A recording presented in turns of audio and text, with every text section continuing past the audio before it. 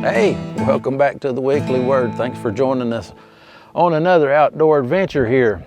We are at the Maple Springs Overlook, and we came across the Cherahela Skyway. Here it is, the middle of July. I think today's the 14th when we're videoing, and it's right in the middle of hot summertime, but when we come across the high elevation today, it was 68 degrees. It's noontime here, and it's not much above 72 down on the other side over here. Good way to beat the heat here in the dog days of summer is go up in the high country. The way you find this place, if you come from Tellico Plains across the Skyway, or if you come from Robbinsville, you'll turn and go right past the Joyce Kilmer Memorial Forest. Instead of turning into the parking lot of the Memorial Forest, just keep driving to the end of the road, another 2 or 3 miles or so. And when you get to the end of the road, there's a parking lot, and you walk 300 or 400 feet out here to this overlook that's just built out on the side of the mountain.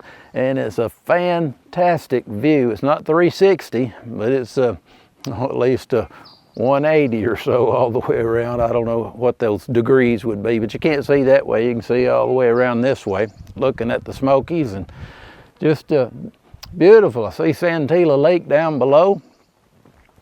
And if you're like me, and you like the outdoors, just going into the outdoors is a spiritual experience. Are you like that? That's because when we go into these beautiful places out here, we can feel the presence of God, because this is His creation, and the creation itself, it's just pointing to the Creator. So, hey, there's an artist behind the art. And ever since I was a little boy and Daddy started taking me out rabbit hunting at 5 or 6 years old, I always felt like that. It was just a spiritual connection to be out in the outdoors like this.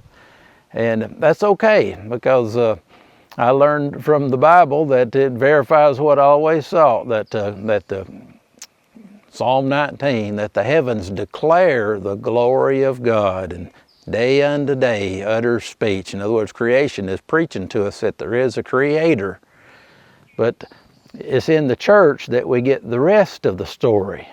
Psalm 19 talks about 2 revelations of God: nature, and then it moves into God's Word, the Bible. So nature declares to us that there is a God, there is a Creator behind this creation. But it's in the church and through the Bible that we learned that the Creator entered into His creation when it fell to redeem it, so we can be back in the presence of God again. And He did that through the person of Jesus Christ.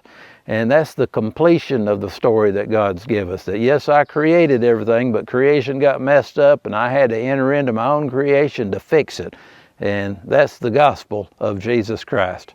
We're going to look around some more here. Hope you can come out and see this place yourself sometime, because it's awe-inspiring. And when you remember that there's a God behind this great, beautiful creation, it's just a way that we just, without being coached, we just automatically worship Him. See you next time on the Weekly Word Outdoor Adventures.